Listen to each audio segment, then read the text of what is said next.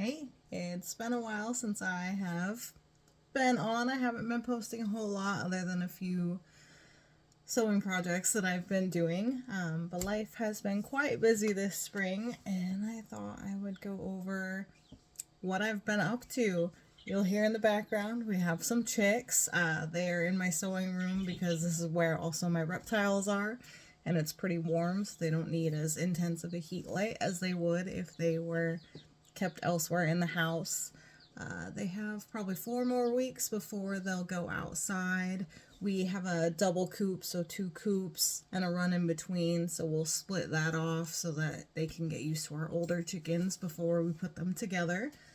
But that coop needs some work on it as well. So we got quite a few outdoor projects going on. We have some seeds started. I set up my old houseplant greenhouse in our living room and we started a bunch of seeds, and those are going well. And then I planted 6 seed trays a couple of days ago, 2 with several different vegetables, another with a mix of different kinds of pansies and snapdragons, and then I did 2 trays of sunflower seeds and 2 trays of sugar snap peas. Some are for us, but I will also be donating them through my work for the Earth Day Fair for them to hand out. And then I'm on the Arbor Day committee here in Pateris. That'll be on Saturday this year, April 26th at 1.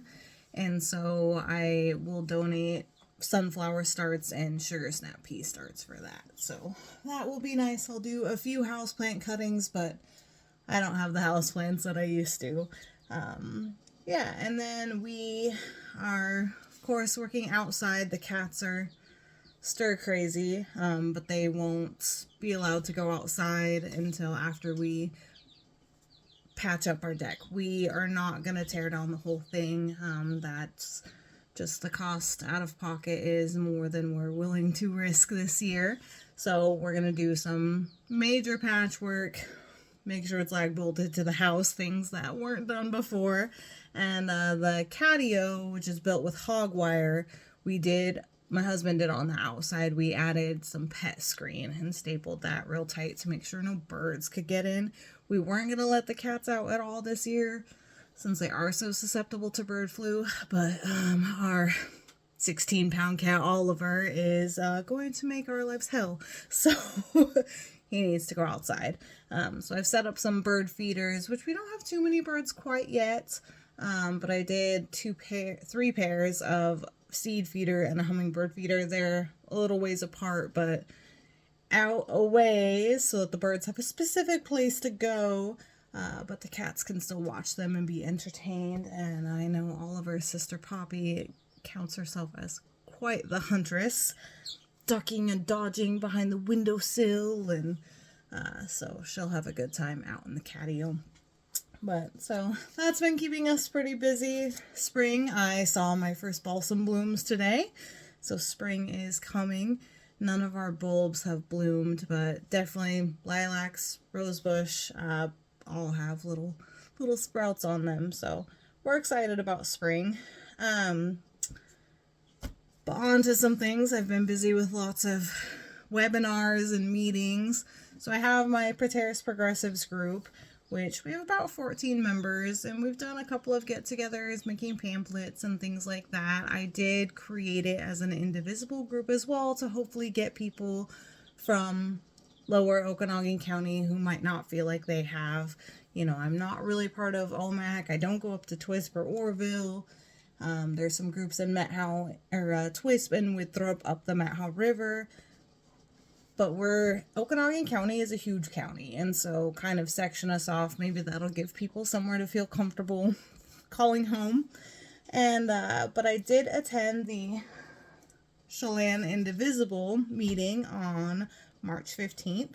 There was over 100 people in attendance, and they're still trying to figure out what direction they want to go. They had a couple of speakers, mostly focused on healthcare. Their previous one, which I did not attend, I didn't know about it, was more about know your rights. And so this one was about healthcare.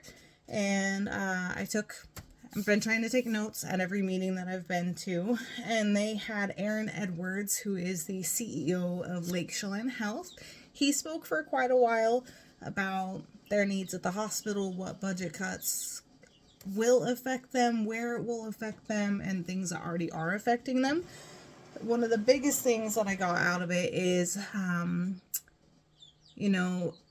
budgeting and money that goes to larger hospitals over on the Seattle side does still affect the smaller hospitals. And even this winter, especially with the uptick in flu and hospitalizations, the state ran out of beds, basically. They were unable to transfer people out of their ER to a new bed to open up space here. And then the biggest thing with losing funding is labor and delivery. That's going to be their first department to go. And I did make a point to stand up and speak. Although I live in Pateros, I've worked in Pateros in Chelan for the 8 years that I've lived here. My primary care is in Chelan. My dentist is in Chelan. I gave birth to my son in Chelan. And so that really affects us if they lose their funding. We do have a hospital in Brewster. It's not as big as the hospital in Chelan. They would transfer you. So if that went away, your next place to go is Wenatchee, and that's over an hour from us. So it's really important to keep our rural hospitals, keep people safe. I know a lot of the retirement community in Pateros left during COVID, which opened up space for younger families, gave people somewhere to move into, but it also, people who are medically fragile, they can't be in a rural area where they don't have access to health care. So that's very, very important for us. And then, who else did they have speak? She was Kristen from the Chelan Douglas Health District. She was fantastic. I really enjoyed her. I ended up talking to her afterwards. And a lot of what she talked about was programs that they have lost due to decreased in funding, decreased in interest. They had a high turnover during COVID, especially with mask mandates, things like that. I believe they went from 65 employees down to 25. She's now up to 35.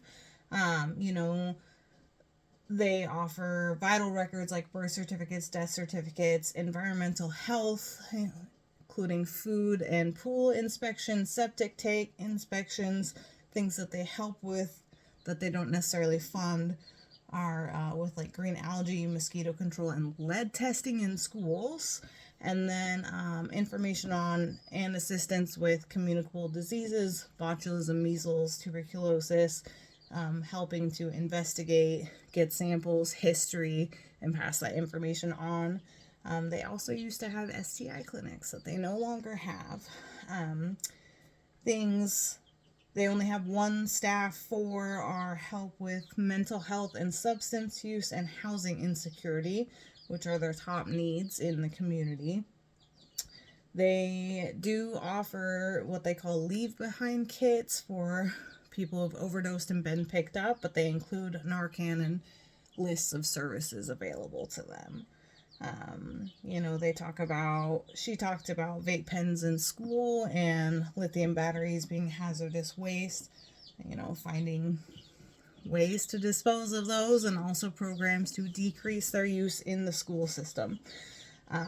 They do have she called it a maternal child grant is what I wrote, but it's, if children have high lead when they're tested at a year old, that helps them go through their house and do testing, monitor, and make sure that that's decreased, as well as home visits for new moms when their kid's up to 2 years old, offering access to WIC and SNAP programs.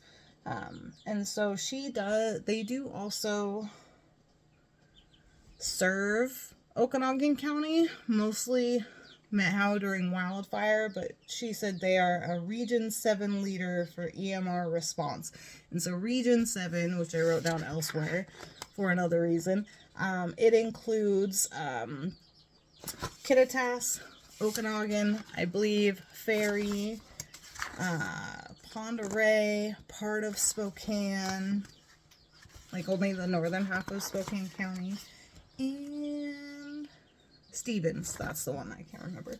So, again, her issue was, they do get the funding from the state, but her board doesn't agree. Her board can say, no, we don't need that funding, and continue decreasing programs. So I did email her to try and get a confirmed list of these are the services you offer. Here's the services that you no longer offer due to lack of funding, to try and help, getting information out to people. Those are kind of the biggest things as far as groundwork that I would like to do, is getting that information out to people. So it looks like I will have to do a part 2 to go over what else I saw. Thanks.